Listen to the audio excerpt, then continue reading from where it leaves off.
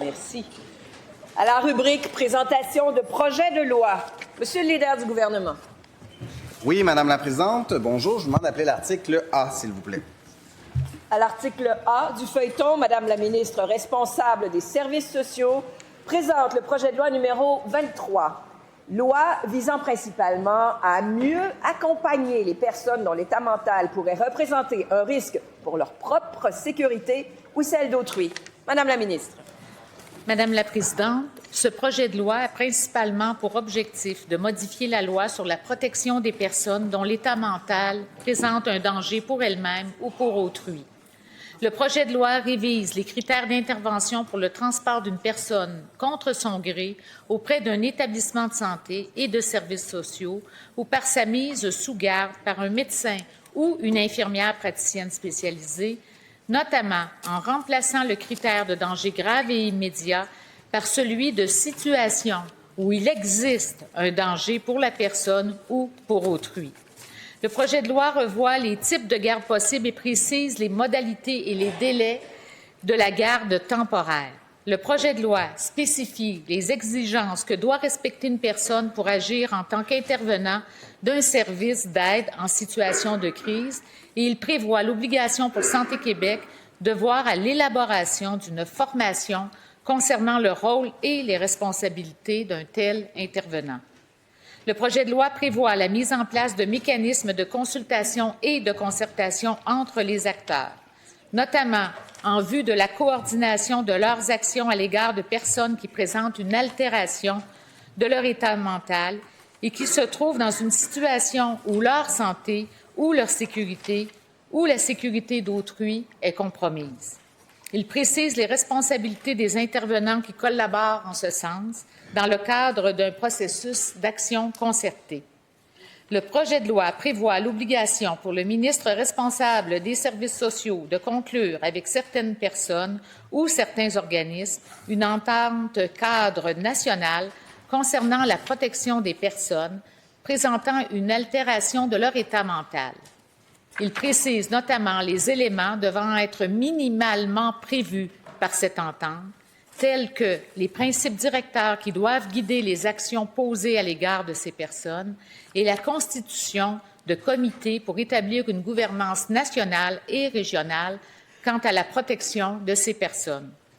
Le projet de loi permet aux personnes majeures vivant avec un trouble mental de consentir ou non aux moyens de directives psychiatriques anticipées, aux soins qui pourraient être requis par leur état mental dans le cas où elles seraient inaptes de façon temporaire, à consentir aux soins en raison de ce trouble mental.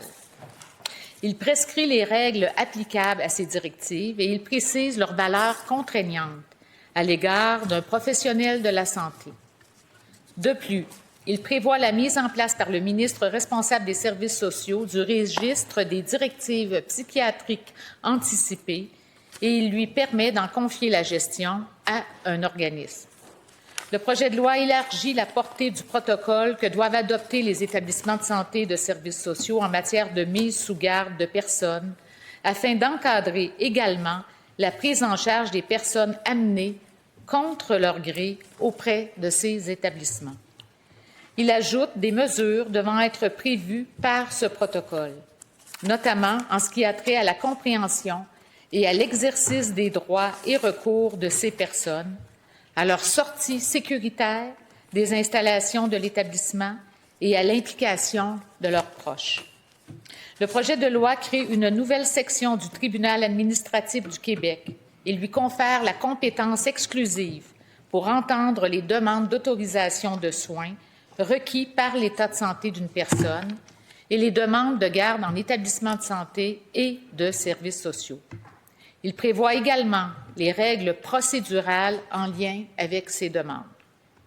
Le projet de loi modifie la loi sur l'aide juridique et la prestation de certains autres services juridiques afin que l'aide juridique soit accordée gratuitement à toute personne pour les services juridiques offerts en matière d'autorisation de soins requis par son état de santé ou de garde en établissement. Le projet de loi modifie la loi visant à lutter contre la maltraitance envers les aînés et toute autre personne majeure en situation de vulnérabilité, pour y inclure un délai de prescription de 3 ans en matière de poursuite pénale. Le projet de loi introduit dans la loi sur la gouvernance du système de santé et de services sociaux l'obligation pour Santé Québec de s'assurer que les membres de son personnel sont titulaires d'une attestation d'absence d'empêchement lorsque, dans l'exercice de leurs fonctions dans un centre de protection de l'enfance et de la jeunesse ou dans un centre de réadaptation, ils sont régulièrement en contact avec des enfants en situation de vulnérabilité. Il introduit une obligation similaire pour les établissements de Santé Québec concernant l'utilisation des services d'une ressource intermédiaire ou d'une ressource de type familial qui héberge des enfants en situation de vulnérabilité. Le projet de loi habilite le gouvernement à prévoir par règlement des mesures pour compléter ces obligations, notamment afin de déterminer ce que constitue un empêchement, ainsi que les règles ou les modalités du processus de vérification. Enfin, le projet de loi prévoit certaines dispositions transitoires et finales. Merci, Madame la Présidente.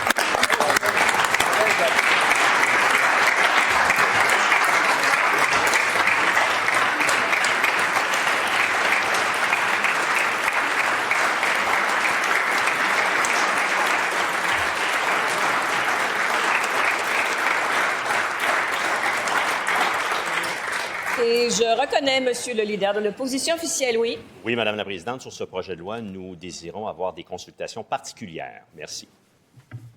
Et maintenant, est-ce que l'Assemblée accepte d'être saisie de ce projet de loi?